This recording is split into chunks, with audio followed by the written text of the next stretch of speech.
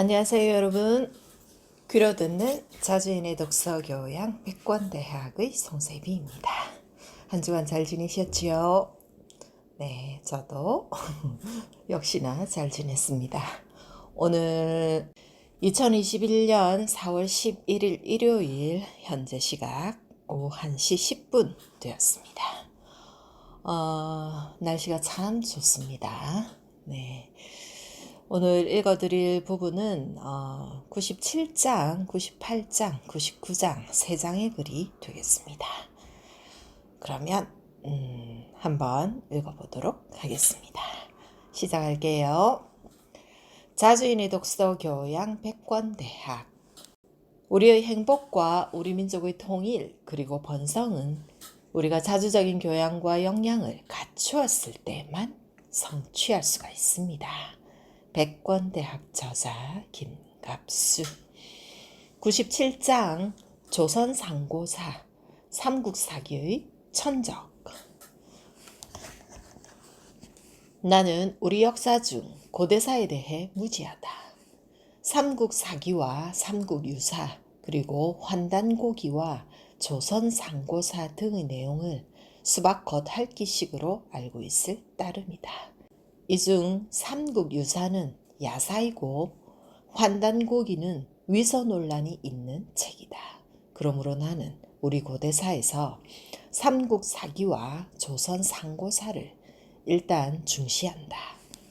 우리가 알듯이 삼국사기는 고려인 김부식이, 조선상고사는 근현대인 신채호가 저술한 역사서이다. 이 중 삼국사기의 내용은 우리가 학교에서 배운 역사 그리고 제도권에서 통용되는 여러 한국 통사들의 내용과 거의 같다. 나는 역사에서 중요한 순서를 매길 때 최근의 역사가 오래된 역사보다 단연 더 중요하다는 관점을 가지고 있다. 그렇기 때문에 현대사와 조선사까지는 내 나름 공부를 했지만 시대를 거슬러 고려, 삼국, 부여와 고조선 등의 역사에는 노력을 들이지 못했다. 그러므로 나는 고대사에 대해서는 함부로 말하지 않는다. 공부가 안 되어서 잘 모르기 때문이다. 우리 사회에는 고대사에 대한 몇 가지 논쟁거리가 있다는 것을 안다. 멀리는 홍산 문명의 존재에서부터 시작하여 고조선과 부여, 고구려의 성격, 한사군의 위치, 삼국의 정립 시기 등이다. 이런 안건들에 대해 제도권 사학계와 제야 사학계의 주장이 크게 다르다. 다만 나는 개인적으로 제야 사학계의 주장에 더 많이 귀를 기울이는 편이다. 신채호는 고구려를 알기 위해서는 삼국사기를 공부하는 것보다는 고구려 유적이 살아있는 중국 집안현을 답사하는 것이 더 유익하다고 말했다. 나는 신채호가 말한 고구려 유적지들을 최소 5회 이상 답사해 본 결과 신채호의 말에 일리가 있다고 생각했다. 하지만 그렇다고 해서 나는 신채호의 사관이나 역사적 주장들이나 역사연구 방법론 등에 동의하는 것은 아니다. 일단 나는 신채호가 아와 비아의 투쟁이라고 한 역사의 정의 규정을 그리 대단한 것으로 여기지는 않는다. 여기서 아는 누구이고 비아는 누구인가? 아는 우리 민족, 비아는 외세, 아는 선, 비아는 악이라고 해석할 수도 있을 것이다. 그런데 사실 이런 말은 누구나 할 수 있는 것 아닌가? 역사는 삼간, 즉 인간이 공간과 시간에서 벌이는 활동이라는 말도 너무나 지당하지만 평범하다. 신채호는 고려시대 묘청의 반란 사건을 조선 역사 1000년대 제1사건이라고 규정하면서 이것은 김부식류의 4대에 저항한 자주의 선언이었다고 말했다. 무슨 뜻인지는 알겠으되 다소 공소하게 들린다. 물론 나는 자주를 단연 더 중시하지만 자주에는 무엇보다도 내실이 있어야 한다. 내실 없는 자주는 사대파들에게 이용만 당하는 재물이 될 위험성이 있기 때문이다. 그럼에도 불구하고 몇 가지 첨예한 고대사의 쟁점에서 김부식보다는 신채호의 사관이 갈수록 형세를 얻어가고 있는 점은 그만큼 역사가로서 신채호의 저력을 실감케 한다. 이 글에서는 조선 상고사의 방대한 내용 중에서 내가 사색해보지 않을 수 없는 사안, 그리고 학문적 형세를 얻어가고 있는 사안 몇 건에 대해 말하고자 한다. 고대 동아시아 종족은 우랄 어족과 중국 어족의 두 파로 나뉘었다. 한족, 묘족, 요족 등은 후자에, 조선민족, 흉노족 등은 전자에 속한다. 조선민족이 분화하여 조선, 선비, 여진, 몽골, 퉁구스 등이 되었고, 흉노족이 분화하여 돌궐, 헝가리, 터키, 핀란드 등이 되었다. 오늘날 몽골, 만주, 터키, 조선, 4개 민족 간에는 유사한 어휘가 적지 않게 남아있다. 상나라, 즉 은나라는 중국 한족보다는 우리 민족과 문화적, 정서적으로 더 가까웠다. 상나라와 부여는 같은 역법을 썼다. 은이 오랑캐, 주가 중화의 나라라고 말한 사기의 주석은 졸렬한 것이다. 삼국사기에서는 광개토왕이 추모대왕의 12대 손인 것으로 해놓았지만 광개토왕 비문에는 17대 손으로 명기되어 있다. 추모왕께서는 세자에게 유언으로 명령을 내리시면서 왕도로서 통치를 진흥시키도록 하였다.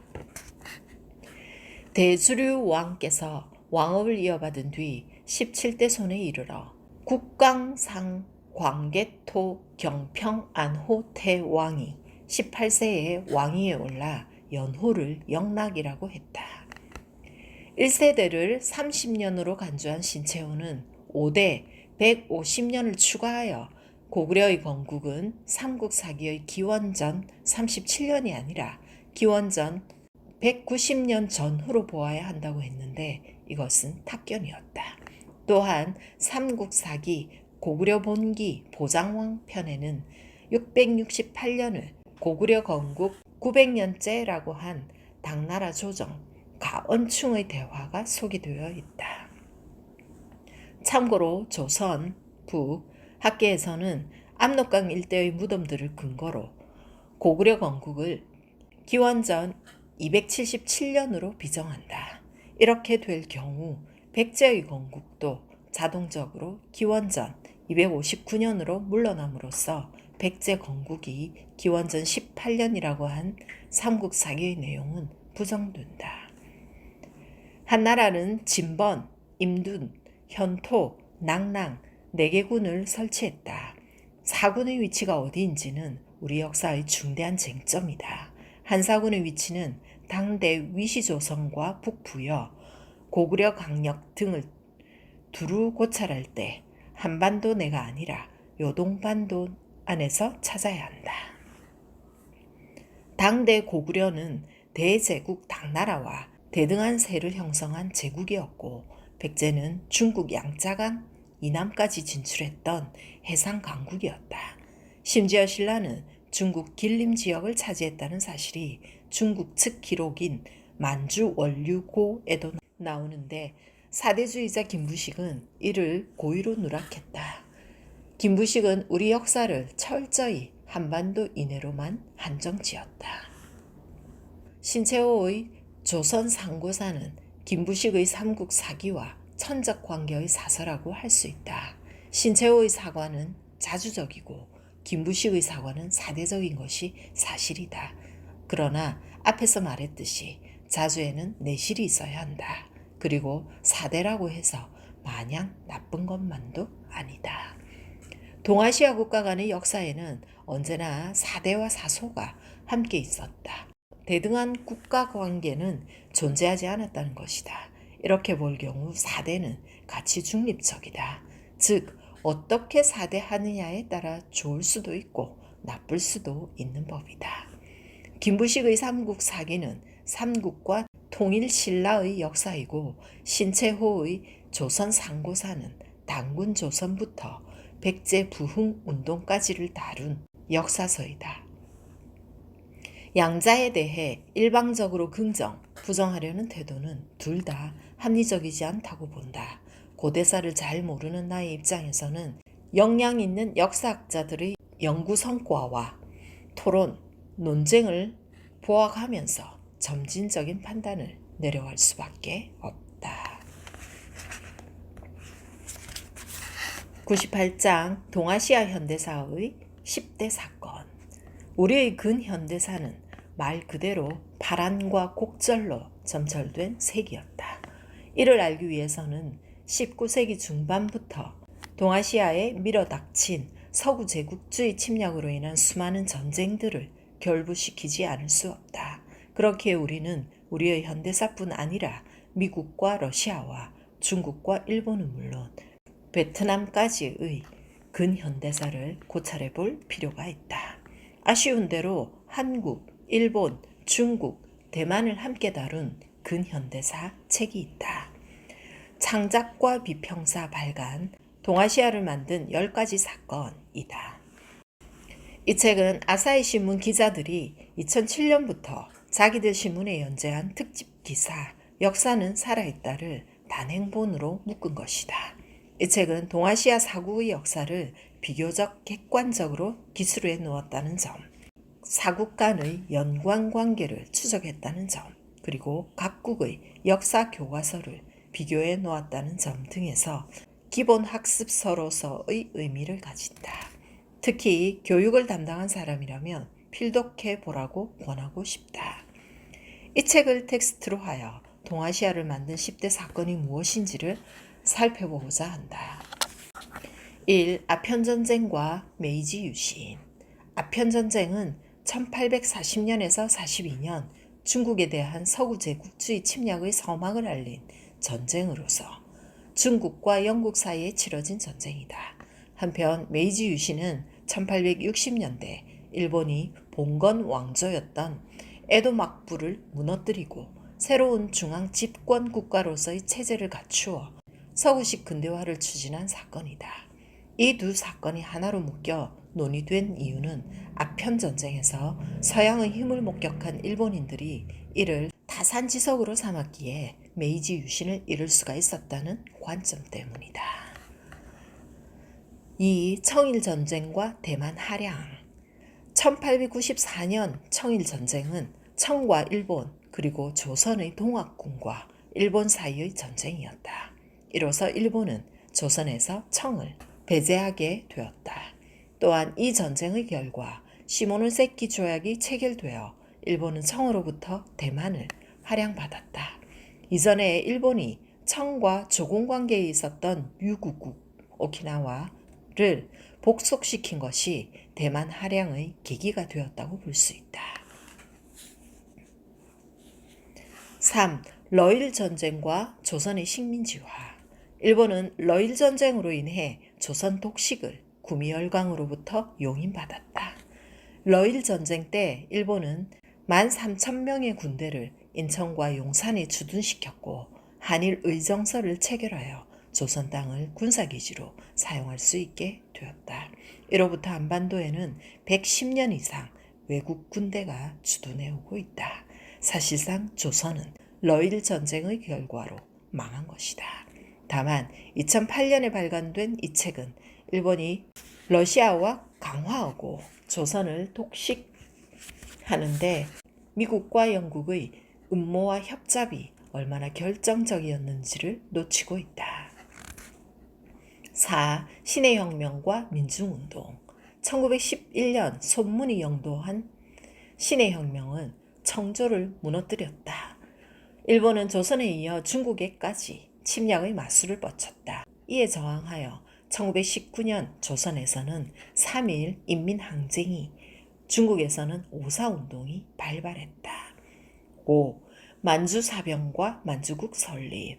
1931년 일본이 만주를 침략한 만주사변은 일본 정부에 통제되지 않는 관동군의 일탈 행위로 빚어진 것이다. 이것은 사실상 전쟁이었지만 서구 열강을 의식한 일본이 의도적으로 사변이라고 이름을 붙인 것이다. 만주국은 만주사변의 결과로 세워진 가짜 국가이며 이때부터 동맹관계였던 일본과 미영이 균열하기 시작했다. 6. 중일전쟁. 1937년 발발한 중일전쟁은 일본이 만주를 넘어 중국 관내로 침공에 들어간 사건이다. 이때부터 미국은 아예 일본과 적대국이 되어 석유, 금수 조치를 취하고 중국 국민당군을 공개적으로 지원했다. 이 전쟁은 보급전쟁이었다. 보급이 차단된 일본군과는 달리 미, 영, 중 연합군은 중국 원난성 쿤밍에서 미얀마의 완띵까지를 연결하는 도로 원장 루트를 보급로로 확보했다. 이로써 충칭의 국민당 군대가 맹렬한 일본군의 공세에 8년 동안이나 견딜 수가 있었다. 9. 아시아 태평양 전쟁과 중국 국공내전. 1941년 12월 7일 일본의 하와이 진주만 기습으로 발발한 아시아 태평양 전쟁은 일본에서는 대동아 전쟁, 미국에서는 태평양 전쟁이라고 부른다.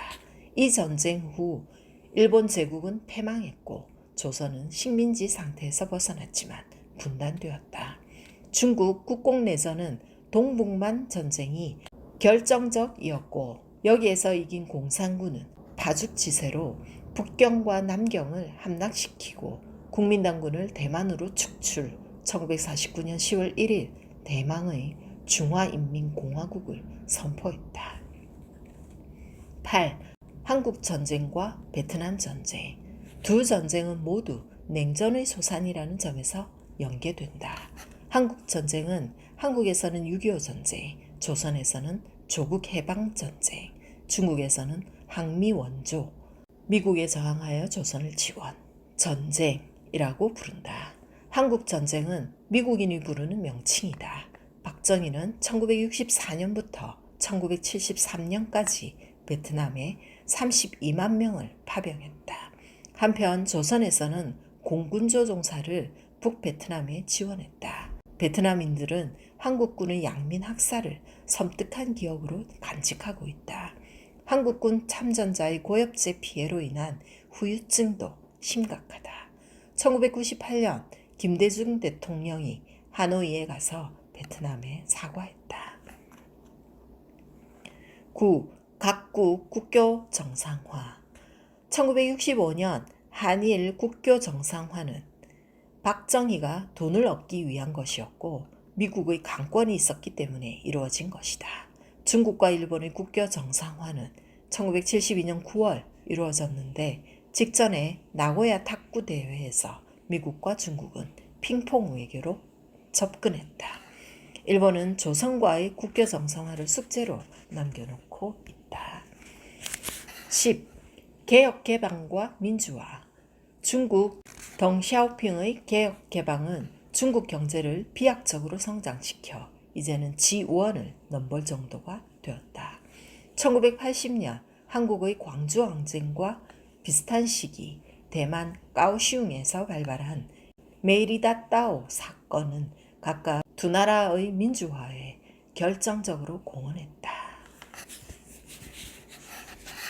99장 근현대사와 최현대사 역사의 심층적 이해.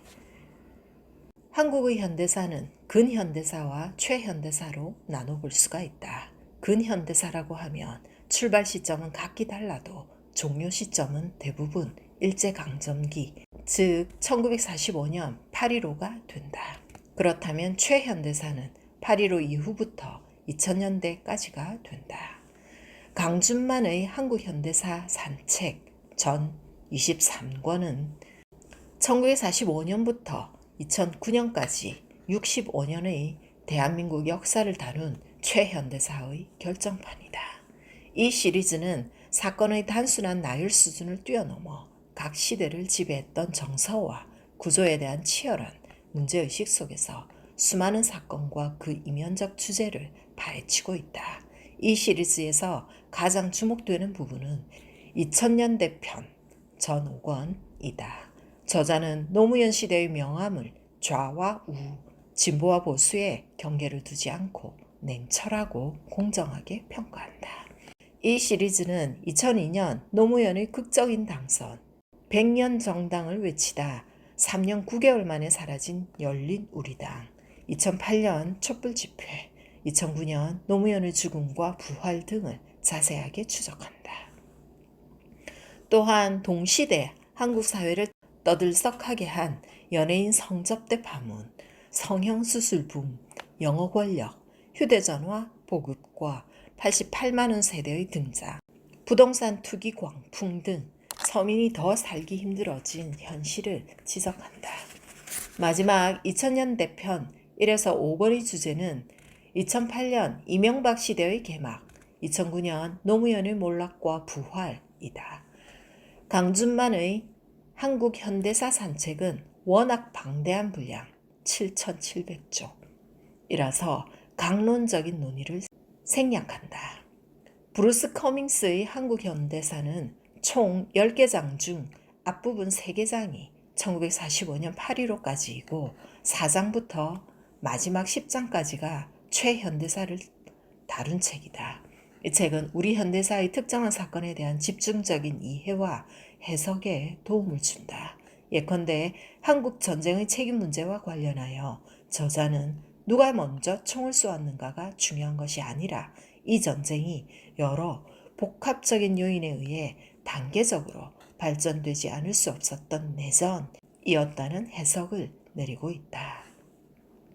주지하듯이 우리는 제국주의 세계와 부딪히면서 식민 지배, 남북 분단 및 전쟁의 갈등으로 휩쓸려 들어갔다. 그러나 이런 와중에서도 한국은 산업화와 민주화 운동을 통해 재기하고 있으며 민족의 화해와 통일을 추구하고 있다. 브루스 커밍스 역사기술의 특징은 역사의 장면을 심층적이고 예리하게 포착하려는 시도를 하고 있다는 데에 있다. 그러나 모든 역사 해석은 주관적일 수밖에 없다. 한국 현대사 중에서 인상 깊은 2장면을 골라 역사를 어떻게 해석할 것인가의 문제를 생각해 보기로 하자. 원명 교체와 이성계 세력의 조선 건국. 중국의 명왕조가 몽골을 전복하자 왜구와의 전투를 통해 강고히 단련된 신흥 군인 집단은 권력에 도전할 기회를 얻었다. 명나라가 고려 내의 예전 몽고 영역에 대해 지배권을 주장했을 때 고려 궁정은 친몽고 세력과 친명 세력으로 분열되었다. 두 사람의 장군이 각기 자기 군사를 이끌고 요동반도에 주둔하던 명군을 급습하기 위해 떠났다.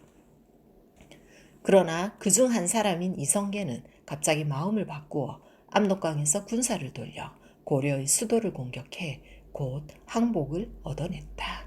그는 그리하여 20세기까지 지속된 한국의 최장 통치 왕조 조선을 세우게 되었다. 새로운 국가는 1500년 전의 고조선을 상기시키는 조선이라는 이름을 붙이고 서울에 도읍을 건설했다.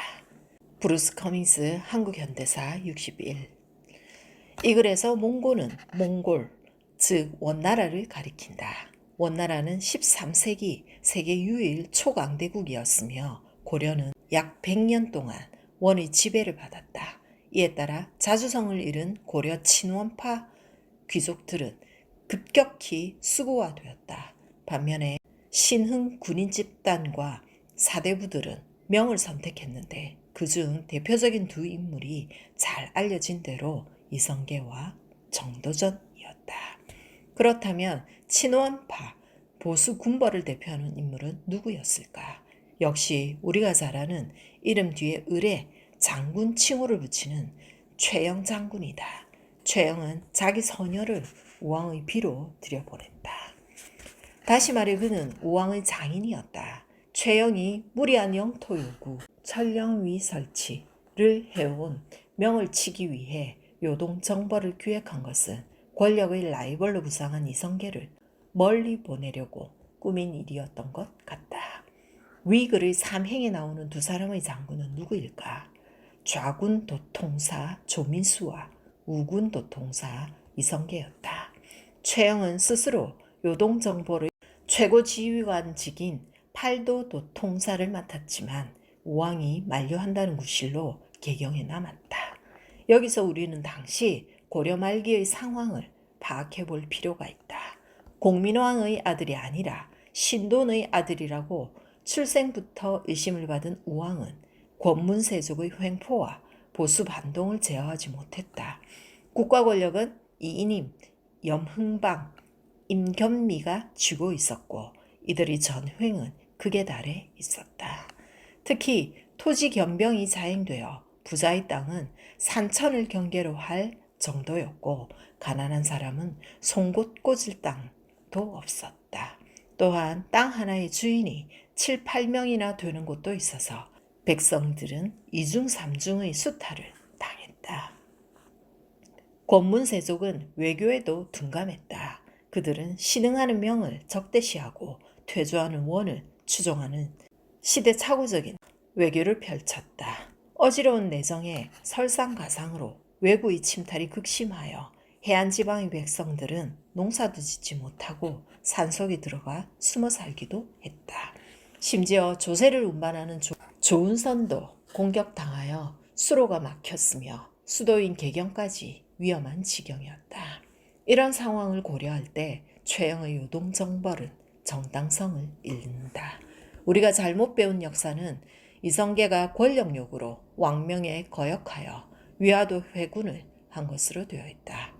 브루스 커밍스의 책에서도 이성계는 갑자기 마음을 바꾸었다고 기술하고 있다. 하지만 이성계는 갑자기 마음을 바꾼 것이 아니다. 그는 마지못해 출병했으며 출병 전부터 요동정벌에 반대하는 의사를 분명히 개진했다. 물론 이성계는 요동정벌이 자신의 정치적 입지를 약화시킬 것을 알고 있었다. 그러나 다른 한편으로 이성계는 신흥하는 명과 적대 관계에 놓이는 것은 국가 장래에 해롭다고 판단한 것이다.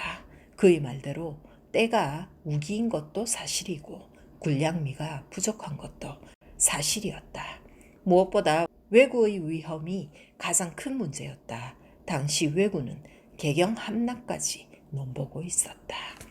이성계는 여러 차례 회군을 허락해달라는 건의서를 보냈다. 하지만 이성계의 건의는 최영에 의해 번번이 묵살되었다. 이후 이성계가 압록강 위화도에서 말머리를 돌려 개경에 와서 우왕과 최영을 제거하고 창왕을 추대했다는 것은 잘 알려진 사실이다. 요즘 한국의 정세를 조선 말기 또는 병자호란 전과 비슷하다고들 말한다. 하지만 조선 말이나 병자호란에는 외국군의 직접적인 무력 침공이 벌어졌다. 나는 당분간 한국에 외국군의 직접적인 무력 침공이 있을 것으로 보지 않는다. 앞서 말했듯이 당시 원나라는 유일 초강대국으로서 고려를 100년간 지배하다가 퇴조하고 있었다. 반면에 명은 신흥 강대국으로의 부상이 뚜렷했다. 나는 원과 명을 각각 미국과 중국에 유추해 본다. 그렇다면 당시의 최영을 필두로 한 권문세족은 누구일까? 미국에 집착하는 수구 보수 세력이 아닐까? 오늘의 진짜 문제는 이성계, 정도전 같은 실력 있는 신흥 세력이 보이지 않고 있다는 데에 있다. 8.15 해방과 분단에 대하여 1945년 8월 10일 자정이 가까운 시각 미국 행정부의 3부 국무, 전쟁, 해군 조정위원회의 존 머클로이는 딘 러스크와 찰스 본 스틸 두 대령에게 옆방에 가서 한국을 분할할 지점을 찾으라고 지시했다. 두 대령은 채 30분도 안 되어 38선을 선택해왔다. 그것은 수도를 미국의 영역 안에 둘 수 있겠기 때문이었다. 얼마 후 딘 러스크는 38선은 소련이 반대할 경우 현실적으로 타협할 수 있는 지점보다 더 북쪽이었음에도 불구하고 소련이 반대하지 않아 다소 놀랐다고 말한다. 태평양 전쟁의 영웅 더글러스 맥아더는 8월 15일 일본이 항복하자 일반 명령 제1호를 공표했는데 거기에는 38도선에 대한 결정이 포함되어 있었다. 이상은 브루스 커밍스 저 한국 현대사 263페이지에 담긴 내용을 요약한 것이다. 브루스 커밍스는 이것을 1943-51 미국 및 한국의 문서보관소 문서를 참조했다고 밝혔다. 1945년 8.15 이후 우리는 왜 단일 국가를 만들지 못했는가? 이것은 왜 우리는 분단되었는가를 묻는 질문과 같은 것이다. 송건호, 강만길이 각각 집필한 해방 전후사의 인식 1권과 2권은 이 시기를 집중적으로 논의하고 있다. 유감스럽게도 이 두 저작은 분단의 원인을 지나치게 내재적인 데에 비중을 두었다는 점에서 공통점을 갖는다. 앞질러 말하자면 우리는 해방된 것이 아니었다. 그럼에도 모든 역사 저작물들은 해방이라고 기술해 놓았다. 우리에게 8.15는 무엇이었나? 뒷날 안재홍이 해방은 8월 16일 하루뿐이었다고 단식했다고 하는데 나는 바로 이 말처럼 8.15의 본질을 관통하는 말은 없다고 생각한다. 그럼에도 해방이라는 용어를 큰 고민 없이 선택했다는 점에서 해전사들의 저자들에게까지 나는 아쉬움을 느낀다. 나는 해방 전후사나 해방 공간 같은 용어들에는 새로운 정명이 필요하다고 생각한다. 특히 해방 공간이란 말은 아무런 의미도 없이 공간자를 붙임으로써 치기가 느껴질 뿐더러 어법마저 불안정한 조어가 되고 말았다. 그럼 8.15를 해방이라고 안 한다면 뭐라고 불러야 하나? 고민해도 대안이 없을 때에는 아예 고민 자체를 포기해버리는 방법이 유효할 때가 많다. 요컨대 그냥 8.15라고 부르면 되는 것이다. 그래서 8.15 종전, 8.15 일본 항복, 8.15 미소 점령, 8.15 전후사, 8.15 전국 등으로 맥락에 따라 호칭하는 것이 더 나을 것 같다. 다시 처음 논의로 돌아가기로 하자. 우리는 왜 분단되었는가? 전승국 미소의 야합 때문이었다. 여기에서 미국과 소련 중 미국의 책임이 단연 크다. 분할을 먼저 제안한 것은 미국이기 때문이다. 또한 정당한 것은 아니지만 그래도 분할시킨다면 독일을 그렇게 했듯이 패전국인 일본을 분할했어야 한다.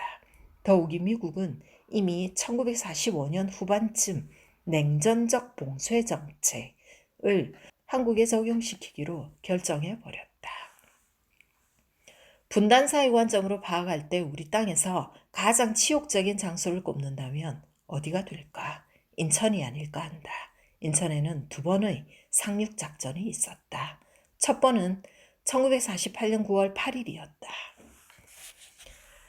5척의 구축함을 포함한 21척의 배로 구성된 제24군단 호위대는 9월 5일 태풍이 몰아치는 궂은 날씨 속에 오키나와 근해를 출항, 9월 8일에는 등화 관제를 한 채 5줄의 밀집 종대로 인천을 향해 위험한 파도를 가르며 전진했다.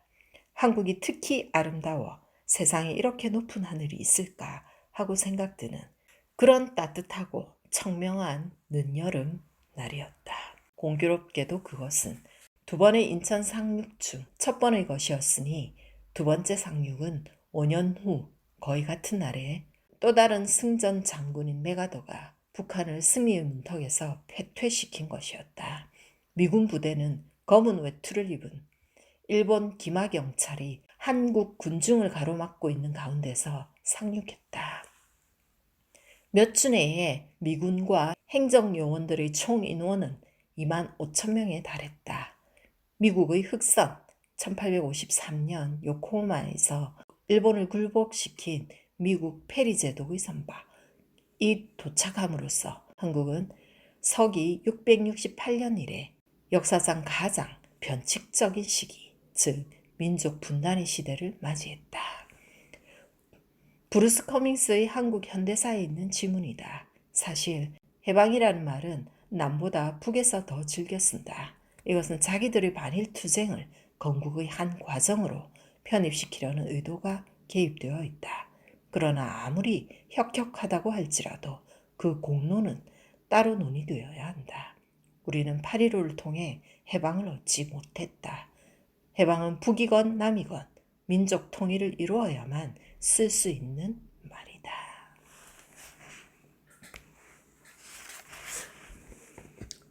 네, 이로써 약속드린 세 장의 글을 다 읽었습니다.